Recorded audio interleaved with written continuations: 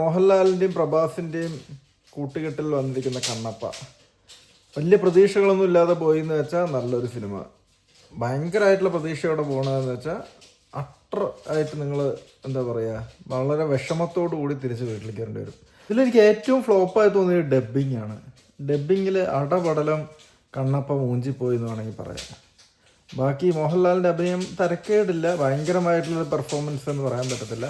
പ്രഭാസ് പതിവ് പോലെ തന്നെ നല്ലൊരു എന്താ പറയുക അഭിനയവും നല്ലൊരു സ്റ്റൈലിഷ് ആയിട്ടുള്ളൊരു ലുക്കും, അതായത് ആ പുരാണ ക്യാരക്ടർ വരുന്നത് അതൊരു സ്റ്റൈലിഷ് ആയിട്ടുള്ളൊരു ലുക്ക് കൊടുത്തിട്ടുണ്ട്. അത് നല്ല അടിപൊളിയായിട്ട് വന്നിട്ടുണ്ട്. പിന്നെ ശിവനായിട്ട് അഭിനയിച്ച അക്ഷയ് കുമാർ, അതിങ്ങോട്ട് നമ്മൾ ഈ മഹാഭാരതത്തിലും നമ്മുടെ ഈ സീരിയലുകളിലൊക്കെ ഈ ശിവനെയൊക്കെ കണ്ടിട്ടേ നമുക്ക് പെട്ടെന്ന് പുള്ളി വന്ന് നിൽക്കുന്ന സമയത്ത് നമുക്കങ്ങോട്ട് കൺവിൻസ് ആവുന്നില്ല. ഒരു നോർത്ത് ഇന്ത്യൻ ശിവൻ ആ ഒരു സംഭവം നമുക്ക് തോന്നുന്നു. എനിക്കത്ര കൺവിൻസ് ആയില്ല ശിവനായിട്ട് വന്നപ്പോൾ. പിന്നെ പടം പകുതിയൊക്കെ എത്തിയപ്പോൾ ഓക്കെ, നമ്മൾ എഗ്രി ചെയ്തു, പുള്ളിക്കാരൻ ശിവനായിട്ട് ഓക്കെ, ശിവൻ അങ്ങനെയുള്ളൊരു ലെവലിൽ.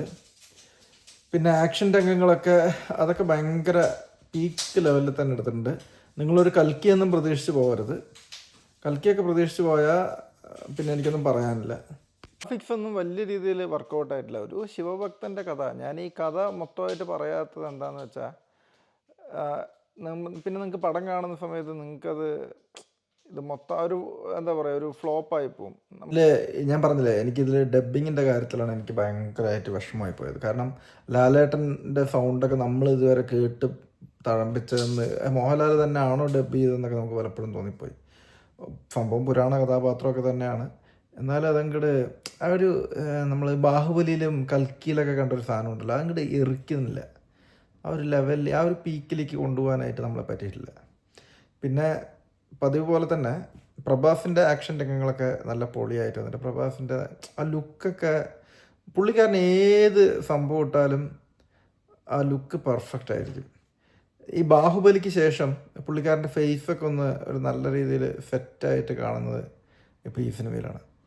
പിന്നെന്താ പറയാനുള്ള മ്യൂസിക്, ബാക്ക്ഗ്രൗണ്ട് മ്യൂസിക്കൊക്കെ കിണ്ണൻ ഐറ്റം വെച്ച് കലക്കി കളഞ്ഞ്